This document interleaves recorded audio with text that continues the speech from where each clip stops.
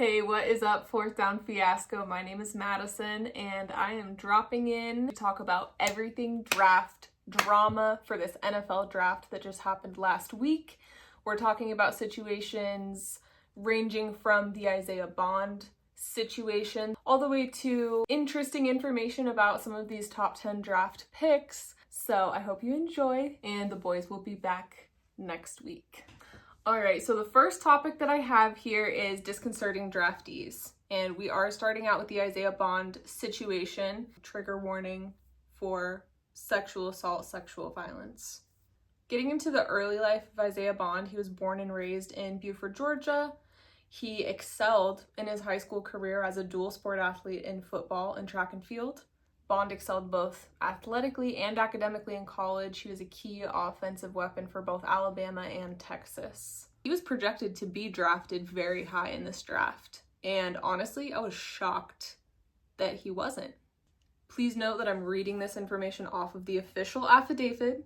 I have opinions, you have opinions, the NFL drafting office has opinions, but there's not been a trial yet. So I just wanted to make note of that.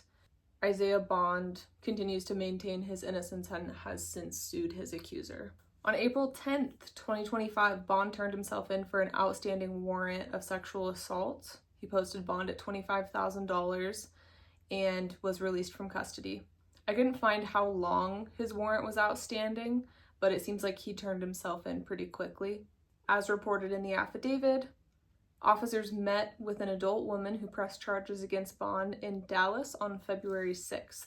It's alleged that Bond messaged the woman on Instagram that he would be in the Frisco area and asked if she would be willing to meet up. Text conversations turned into, at this point, mutual discussions of having sex. Bond made the proposition of engaging in a specific sexual act, and the woman said that she would consider this proposition. The two ended up meeting in person on February 4th, 2025, and started drinking wine. A sexual encounter occurred, and during this interaction, Bond brought up the specific sexual encounter that he had proposed in the text messages. The woman told Bond that she decided she was not comfortable engaging in this, which she has every right to do. The woman states that Bond began engaging in the act anyway, and the woman claims that she asked him to stop while physically pushing him away, and Bond continued this act while covering her mouth. After the encounter, Bond told the woman, "Alcohol makes me do things," while proceeding to ask her to sign an NDA. The woman refused to sign it and left the apartment, which huge props to her for saying no and leaving the apartment. I can't imagine how scary that situation must be. After leaving, you'd think it's over, but it's not. After leaving, there was a text conversation between Bond and the woman. "Isaiah, you were wrong for that. I asked you to stop and you kept covering my mouth. I'm in a lot of pain." To which Bond said, "You want 1,000, I'm really sorry." Which I think he meant, "You want 1,000, I'm really sorries?" Bond sent a separate text, "Would that make you feel better?" Bond then proceeded to offer her money in a text that is not captured word for word in the affidavit. The woman texted, "What, 5K? She sent a separate text, "1K like you asked me to sign, then offer me money? You know what you did, that's why you covered my mouth." The woman later texted him asking for an apology, to which Bond responded, "I did, ... Then the woman responded, "Apologizing by trying to pay me isn't a real apology, Isaiah. You really hurt me, and I kept telling you to stop." To which Bond responded, "I'm sorry." The last thing I'm going to say about this is my heart goes out to the woman who went through this. I hope justice is delivered in any way possible. Moving on to Ollie Gordon II. Born and raised in Fort Worth, Texas, where he was an amazing football player. Getting into the scandal, on June 30th, 2024, Ollie Gordon II was charged with a DUI while under the legal drinking age. Gordon was seen by a state trooper swerving and speeding on Interstate 35 near Oklahoma City. The officer found 2 open bottles of liquor in the vehicle. Gordon refused a field sobriety test, which is his right. He can wait till he gets back to the county jail. by the time they got back to the Cleveland County Jail, he blew a 0.11 blood alcohol content and a 0.10 blood alcohol content. And just note that the legal BAC for drivers that are 21 and over is 0.08. So he was already exceeding, like, if he were a legal driver, and the BAC limit for people who are underage is 0.02. So then, this is my favorite part of the story, this kid didn't have to miss a single game. But don't worry guys, his coach assured the public that he was on a short leash. So I'm sure they have it handled. Coach Gundy said, "I've had 2 or 3 or 4 beers and driven a car plenty of times." So that's good. My personal opinions on this, I really hope that this is a one-time thing. That this kid realizes how lucky he is that he did not cause harm to himself or someone else that night. I couldn't find his draft reaction, so I obviously can't rate it, but I will say he seems really excited about being drafted. I watched his interviews, he seems like a really well-mannered guy. So I do sincerely mean it when I say I hope he's changed. I hope this incident caused a change. So the last person that we're going to talk about in the disconcerting draftees section is Abdul Carter.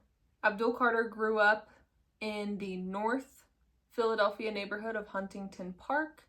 He was taught the ins and outs of football by his father, Christopher Carter, a former linebacker and defensive end at Bloomsburg University. And he has a long list of achievements, but a couple of them are 4-year letterman and team captain at LaSalle College High School. He also led the nation with 24 tackles for loss. He was a semifinalist for the Walter Camp Player of the Year award, and he was named Big Ten Defensive Player of the Year in 2024. So getting into his scandals, on August 8th, 2023, Carter was charged with misdemeanor marijuana possession after the university police responded to a fire alarm in his dorm room. And I just want to say, at this point in the story, I was like, shoot, poor kid, like there's a fire drill and then you get your room searched. That's a bummer. But then I kept reading, and it was determined that the alarm was triggered by Carter smoking.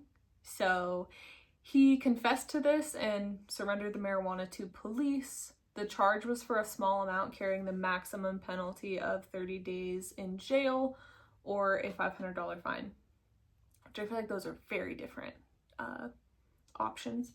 The university and coach said that the incident was handled internally, which it usually is. Additionally, in June of 2024, Carter faced a more serious charge of misdemeanor assault when he got into an altercation with a tow truck driver.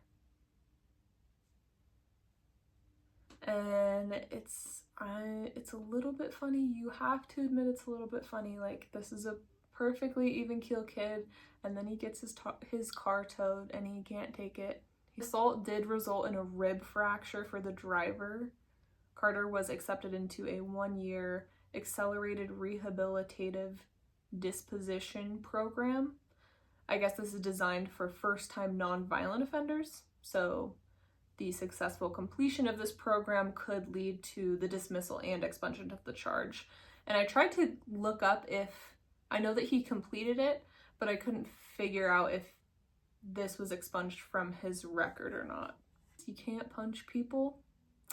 You certainly cannot break their internal bones. Hopefully it was a one-time thing and he's a changed man. Regarding his draft reaction, I give him a 4 because he was well-mannered, but there was no overwhelming excitement or emotion.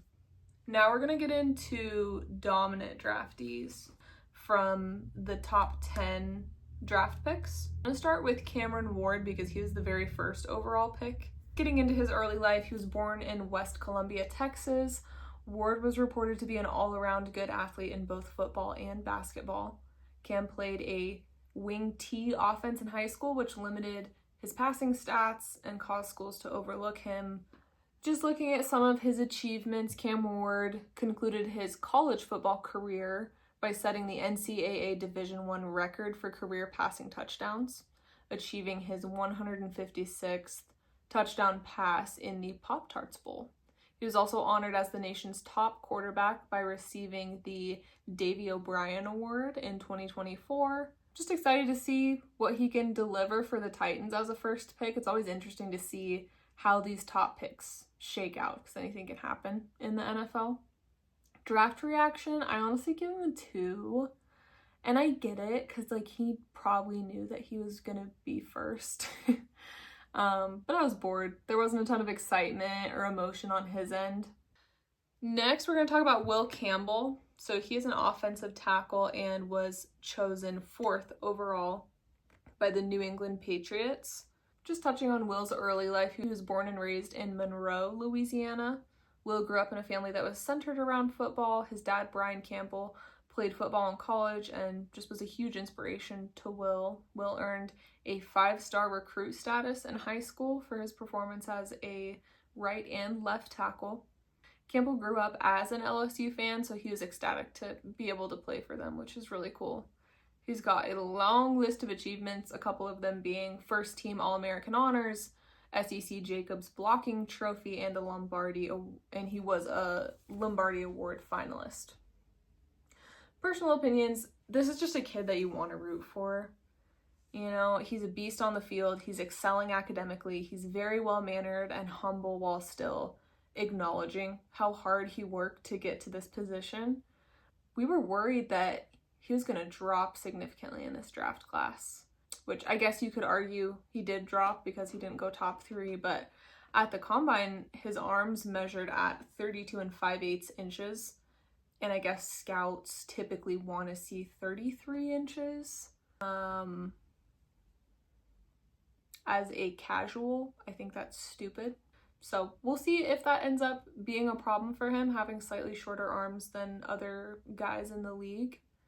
Draft reaction is a 10. He was smiling like crazy when his name got called, and then when the interview asked him, what's behind that smile? He just broke down. He's just sobbing and said that he's worked his entire life for this moment. So it was very cool moment for him. Next, we're going to talk about Mason Graham. So Mason Graham is a defensive tackle. He was drafted 5th overall by the Cleveland Browns. He was born and raised in California, introduced to sports at a young age. At 4 years old, he was already showing a natural talent for physical play at his soccer matches. The kid was engaging in rough contact with opponents to the point where his coaches suggested to his parents, like, hey, maybe football is a better fit for this guy. Graham excelled as a 2-way starter in high school, playing both the defensive line and the offensive tackle. He's got a lot of achievements. A couple of them is the Los Angeles Times High School Football Player of the Year, Max Preps All-American, and the Rose Bowl Defensive MVP. Based on what I've read, I expect him to dominate in the NFL. And draft rating 3, because he wasn't emotional, or he didn't even really seem that excited. I'm sure he was, but I think it was the GM called him. They were like, you ready to be back in Buckeye country? And he's just like, I guess so. Yeah, I guess. Can't blame the kid. I mean, he just gotten out of Michigan. It'd be interesting to see what he does. Next on the list, we got Ashton Jeanty. He is a running back. He was chosen 6th overall by the Las Vegas Raiders. So pray for him. Born in Jacksonville, Florida, Jeanty, having a military family, meant that he would be moving around a lot, even getting to live in Naples, Italy, which is pretty sick. This provided him with a diverse culture of experience and a strong sense of discipline and structure. He played high school football in Italy as a quarterback for a very short time before transitioning to the running back position. In 2019, Ashton moved to Frisco, Texas to be closer to relatives as his dad prepared for retirement. Transitioning back to football in the States did not come without its challenges, though. He was placed behind a lot of upperclassmen on the depth chart. Regardless, he played defensive positions and special teams, showing his commitment to helping the team in whatever way he could. By his senior year, he'd become the team's primary running back. His senior year, he rushed for over 1,800 yards and 41 touchdowns. He's received all-state honors. He was a Heisman Trophy finalist. Just incredible athlete. And I just really like Genty. I was really hoping by some miracle the Broncos would get him. Delusion. He's such a great player. And from what I've read, his teammates and even opponents really have nothing but great things to say about him. Draft reaction is a 7 because he was beaming. And when he gets selected, he's just so pumped. And you cannot fake that kind of joy for the Raiders. You know what I mean? That comes from the heart and soul. Lastly, for the dominant draftees section, we got Teteroa McMillan. He is a wide receiver who was drafted 8th overall by the North Carolina Panthers. And he was born in Hawaii. His family moved to Southern California when he was 1.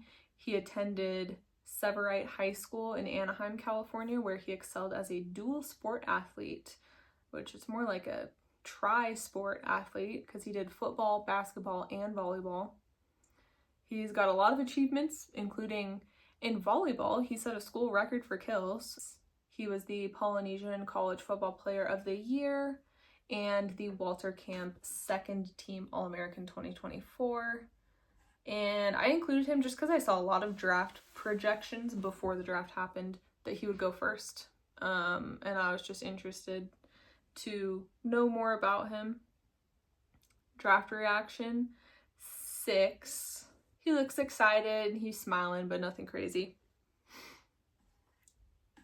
For this next section, I'm going to talk about 3 athletes. Just quick highlights of them. I didn't go deep into their story, but I just thought that they were interesting. Wanted to mention a couple of facts about them. The first one is Tez Johnson. So he's a wide receiver that was drafted 235th overall by the Tampa Bay Buccaneers. Johnson was unofficially adopted by Bo Nix's family at the age of 15 after facing many difficulties in his life. Digging into his background, his father died by suicide when he was an infant, and he just grew up around a lot of violence and neglect, unfortunately. Tez's mother recognized her son's need for a safer, more stable environment, which led to her agreeing to what was supposed to be a temporary arrangement with the Nix family. Tez talks about entering the Nix home and seeing the family gathered around the table for dinner. He said he felt a connection immediately and knew he didn't want to leave. So that's just a sweet story, and there's a lot more that you can read about it. He followed Bo to college, and still it's like his second family, and I just thought it was interesting. Tez getting drafted was somewhat surprising, at least to me, because he's only 5'10" and he only weighs, on a good day, 165 pounds. But during the combine, he weighed in at 154 pounds. This would make him the lightest player to participate in the combine. And on the other extreme end of the weight scale, the next person I'm going to talk about is Desmond Watson. He is a defensive tackle who was signed as an undrafted free agent by the Tampa Bay Buccaneers.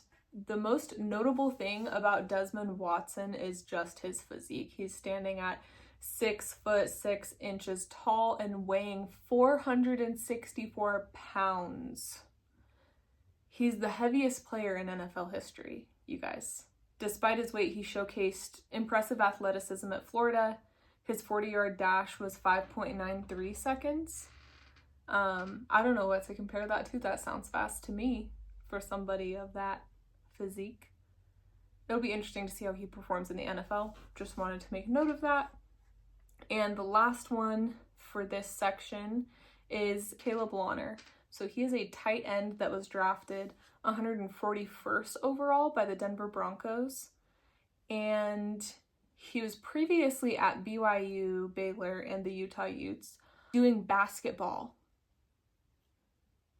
Kid didn't touch a football till his last year of college, and he got drafted.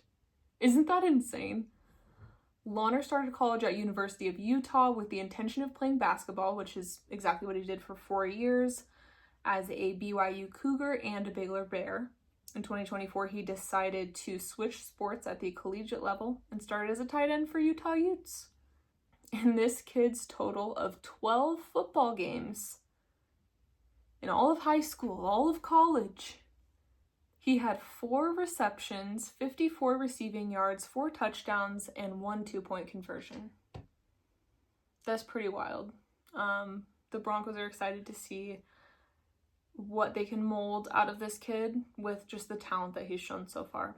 Our next topic is the CU Golden Children. So in this, I'm going to be talking about obviously Travis Hunter and Shedeur Sanders, because there is a lot of lore here. So Travis Hunter, he was selected 2nd overall by the Jacksonville Jaguars, which is crazy. I don't want to say nobody, I would say most people did not expect him to get picked that high. I know Danny Weber did not expect him to get picked that high. So Travis Hunter was born in West Palm Beach, Florida, and spent his high school years in Georgia. He's got a really intriguing story. So in high school, he lived with an assistant football coach at Collins Hill High School for 2 years.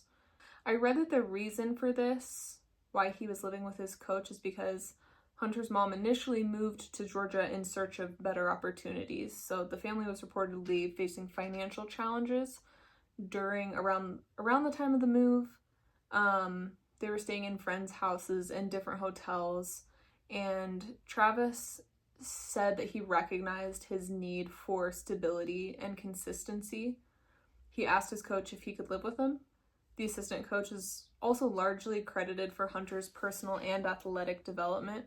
His coach was like, you gotta wake up on time for school, you gotta get yourself up, you gotta finish your homework before you do, leisurely activities. He's got a ton of achievements. He most notably is the Heisman Trophy winner in 2024. He is also AP College Football Player of the Year, a 2-time Paul Hornung Award, which recognizes the nation's most versatile player, and he was a Big 12 Defensive Player of the Year in 2024. There's a lot to get into here. And before I give any of my opinions on this topic, I need to state I am not a CU fan. So I need you to know that. I'm really trying to look at all the different perspectives on this. But I like Travis Hunter. He's had some diva comments that I will get into, but above all, I like the kid. Love him or hate him, he's performed in high school and college at a very high level. And he was good enough to get drafted number 2 overall. So just a really smart, driven guy academically. He majored in anthropology, and throughout college he maintained no lower than a 3.79 GPA. One story I remember really well about Hunter in the 2023 season was when CU and CSU were facing off, and there was honestly a pretty dirty hit by Henry Blackburn on Hunter. It was a late hit. For some of you who still think I'm biased, I was rooting for CSU in this game. That's our home team. This hit led to Hunter being hospitalized with a lacerated liver. This obviously draws national attention, and I just remember the hatred that was pointed at Blackburn. Yeah, if I'm Hunter, I'm gonna join in. Kid lacerated my liver, which I looked up, that means torn. He tore his liver. However, Hunter and Blackburn met in person and reconciled. They spent time together, getting to know each other, playing video games, and they even faced off in a friendly bowling match where each player contributed $1,000 to charity. Hunter won, but still allowed Blackburn to choose the charity recipient. No matter how you twist this story, Hunter did this kid a huge favor by being a good sport. Hunter emphasized the importance of forgiveness in the media, saying football is just a game at the end of the day. The night before he was drafted, he was looking at houses in Jacksonville, which he said he just had a feeling. I just had a feeling that I might be going there. I think he probably definitely knew that they were picking him. The audio of the GM talking about why they chose him is just objectively funny. Of the game itself, right? Its capacity to ignite belief, right? Belief in ourselves, belief in others, right? Belief in achieving what many may deem impossible. Travis Hunter, he embodies belief, right? He's a rare person, he's a rare player, but he's also a reminder that the boundaries of the game of football were built to be challenged. Okay. Okay, can't argue with that guy. Hunter has expressed his desire to be both on the offensive and defensive side of the ball in the NFL, and when asked about the possibility of being drafted for only one position, he replied, "Call Coach Prime," which I guess means no. I understand the argument that maybe he can't excel in one position if his attention is divided. Some other controversies, I don't even know if you could call this a controversy, just funny. Former NFL cornerback Richard Sherman called Hunter bland, I guess in an interview or something, and just talked about how he doubts his capacity to play both sides of the ball, and Hunter responded by wearing a t-shirt that says bland. I just think that's funny. Hunter has also made comments about his offensive line that he had at CU, saying they can't block for nothing.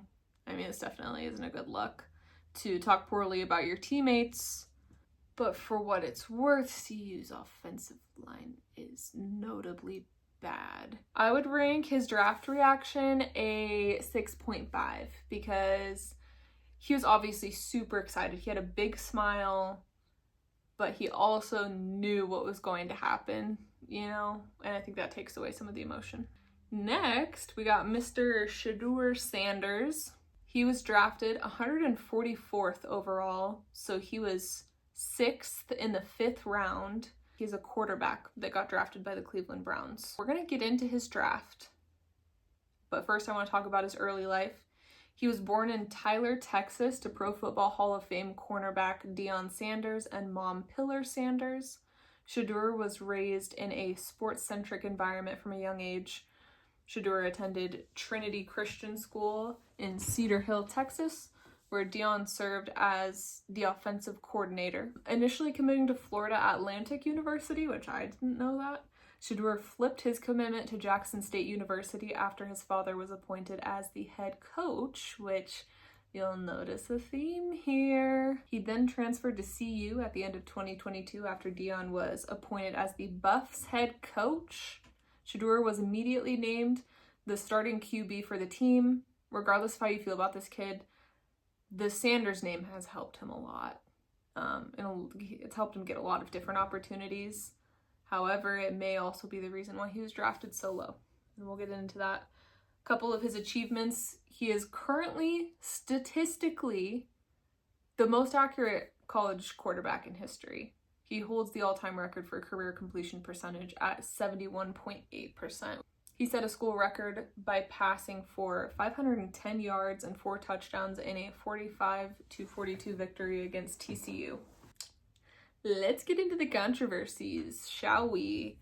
Regarding the draft, Shedeur had a very cocky quote that I think rubbed a lot of people the wrong way before the draft had started. He said, "We went from Jackson State to Colorado and changed 2 programs back to back." The "we" referring to him and his dad. "You don't think I could come to an NFL franchise and change a program again? It's history. It's always going to repeat itself."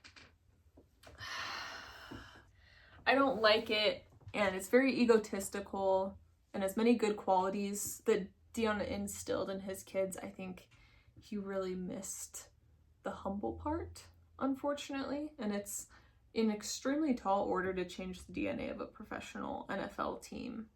I don't know what kind of change he is talking about. Like, it's one thing to say that you're going to be an incredible quarterback for the NFL, but saying that you're going to change an NFL program, I don't even understand what he's envisioning for that.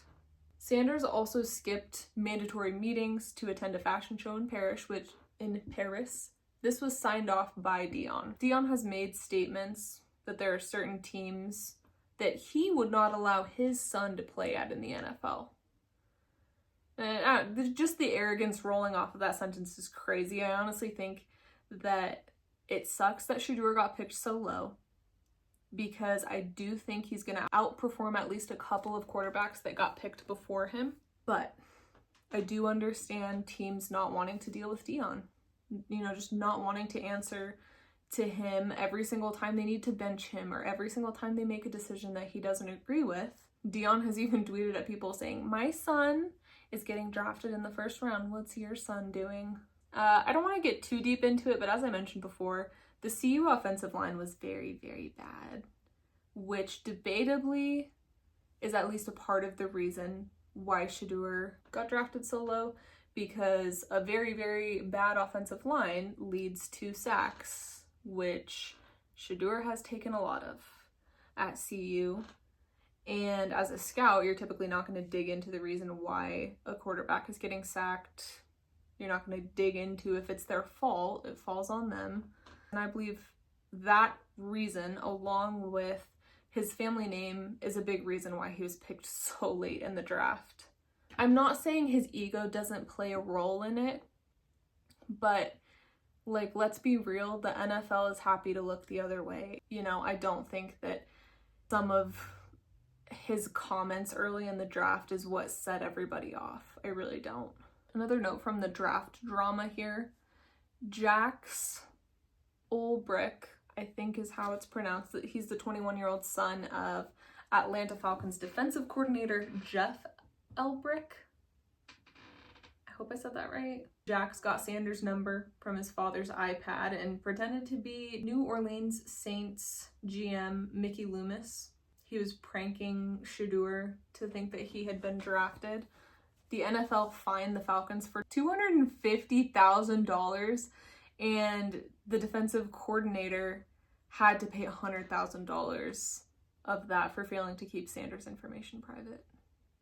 So if you're having a bad day or your kid is terrible, at least he didn't cost you $100,000. You got to look at the bright side. My advice to Shedeur, in the cleaned up words of Britney Spears, you better work, sis. I really do want to see him perform well. And I want to see him perform well outside of his father's shadow. I feel like, as disappointing as the draft was for him, he really took it in stride. And he had a great attitude about it. The videos I saw, he's like, "It's fine, we'll get it tomorrow. It's fine, we'll get it tomorrow. It's fine, we'll get it," I feel like that's tough to do. It's tough to fake, even though he probably was really disappointed. And his draft reaction, I'm giving him a 9, because I expected to either not be able to find this video, or I thought that he was just not gonna care about it. He was so excited. He was reacting honestly like how a round 1 pick, I would imagine that they would react. He was surrounded by family and friends. It was just really wholesome. Is Madison from the future here? I realized that I completely forgot to talk about the CU board making the decision to retire Travis Hunter and Shedeur Sanders jerseys. And I wanted to touch on this because it's such a crazy decision to retire a player's jersey while they are literally still on the college campus. There are players that have won a championship for CU that have debatably performed a lot better in their football careers at CU than both of those boys did, and they haven't gotten their jersey retired yet.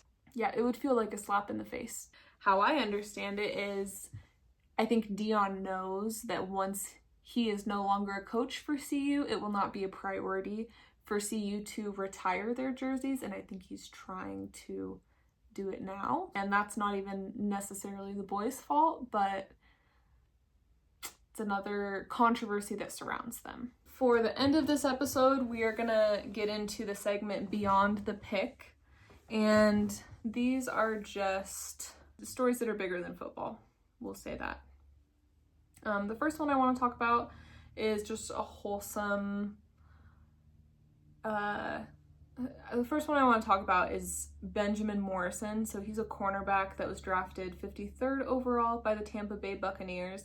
And I just wanted to give Benjamin an honorable mention because if you haven't watched his draft reaction, you need to. It was my favorite. He's just sobbing, like he can't even talk. He's sobbing so much. And just surrounded by his family and friends, watching everybody react to him getting drafted was really cool.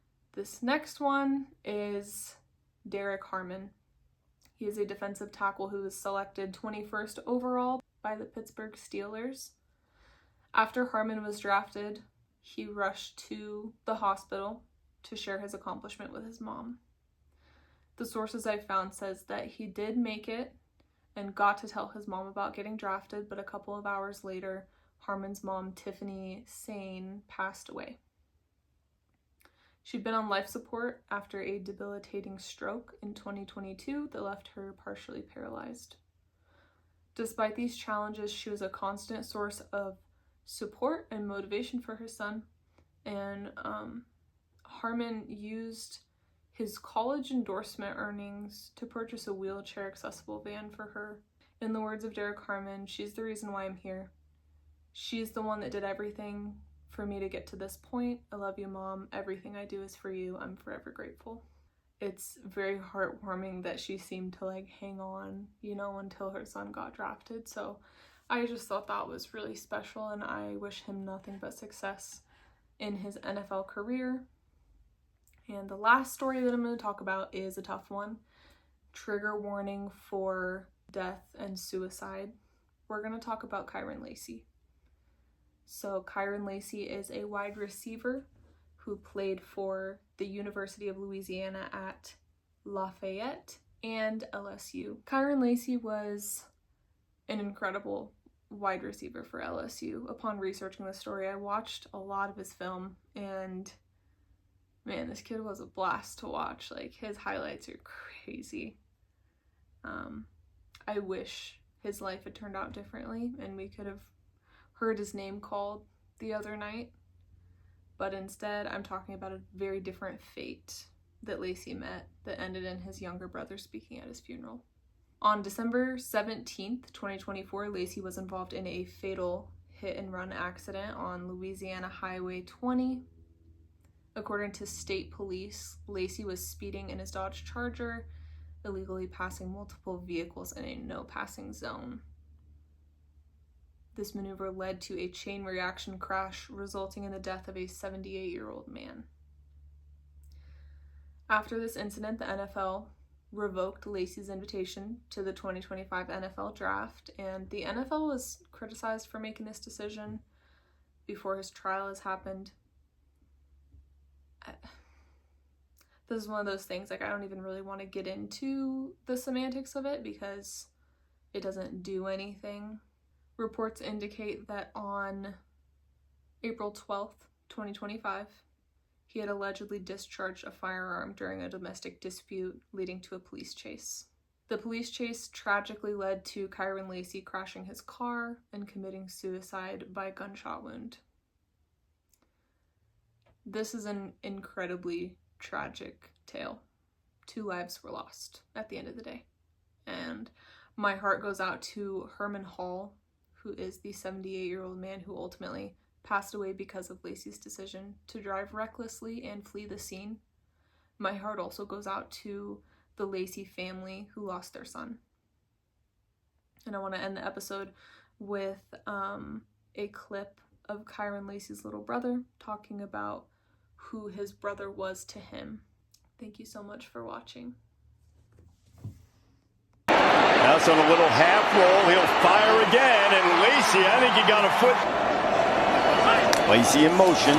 Nussmeier looking that way. Now on the wheel, throws it up. Lacy caught it. Nussmeier in and have some experience is huge for Tiger Nation. Nussmeier. Nussmeier looking. He connects. Kyren Lacy over the. To say is how much I love my brother.